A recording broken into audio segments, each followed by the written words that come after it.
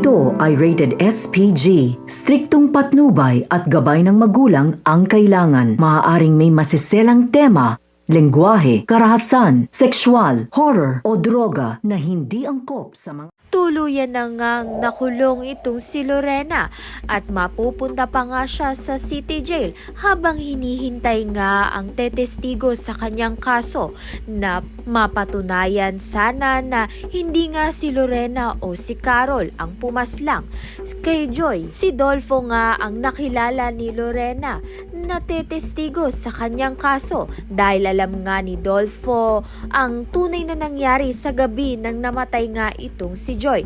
At ayon sa kanya, hindi nga si Carol o si Lorena ang pumaslang kay Joy na naset up nga lang itong si Lorena. Gayunpaman ay dinala na rin sa City Jail itong si Lorena dahil nga wala pang sapat na ebidensyang magpapatunay na inosente siya.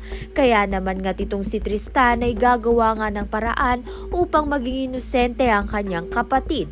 Subalit itong ang si Ronnie ay masaya nga dahil napaniwala niya na nga itong si Wilfred na si Lorena nga ang pumaslang sa asawa niyang si Joy. Kaya naman nga't yan at iba pa ang dapat nating pakaabangan. Maraming salamat sa iyong panonood.